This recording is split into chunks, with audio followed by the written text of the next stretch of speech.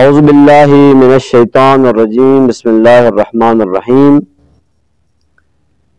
معصوم علیہ السلام سے مروی ہے کہ ہر وہ دن جس دن انسان گناہ نہ کرے عید ہے۔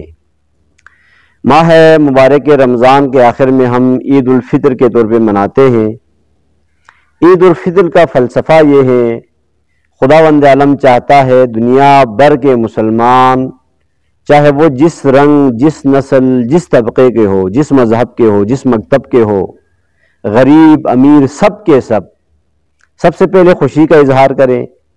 دوسری بات، مساجد میں، محلوں میں، گھروں میں اجتماعی صورت میں جا کے امت اسلامیہ کی شان اور شوکت کا مظاہرہ کریں۔ عید فطر کے حوالے سے ہماری بنیادی ترین ذمہ داری یہ ہے کہ ہم اپنے علاقوں میں، اپنے محلوں میں، اپنے گاؤں میں، اپنے ہمسایوں کے اندر یتیم، غریب، بے سہارا، مظلوم، معاشرے کے پسے ہوئے طبقات پر ہم خیال رکھیں، ان پر ہماری نظر ہو۔ سب سے بڑی عید میں اور آپ کے لیے یہ ہوگی کہ ہم اپنے محلے میں، اپنے علاقے میں، اپنے ہمسایوں کے اندر ایسے لوگ جو عید الفطر منانے کی صلاحیت نہیں رکھتے ہیں، موجودہ ملکی حالات کے تناظر میں مہنگائی اتنی زیادہ ہے کہ ہر شخص عید الفطر نہیں منا سکتا ہے، لہٰذا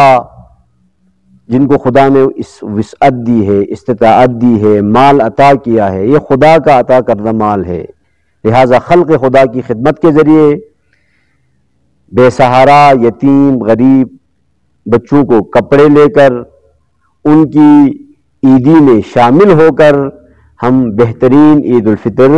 منا سکتے ہیں۔ اور عید الفطر کا پیغام بھی یہی ہے کہ 30 دن آپ نے روزہ رکھا، خدا کی عبادت کی، بندگی کی، اس کے نتیجے میں آپ کے اندر جو دینی قوت پیدا ہوئی ہے اس قوت کی حفاظت کریں، اس قوت کو بچائیں اور عہد کریں، پروردگارا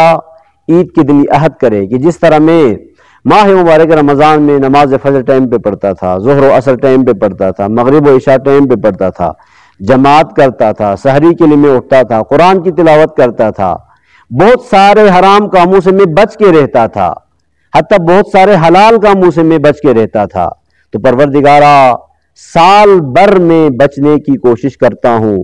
آپ میری مدد کریں۔ اس یوم عہد کا نام، یوم پیمان کا نام، یوم وفا کا نام عید الفطر ہے۔ وصلی اللہ علی محمد وآلہ الطاہرین۔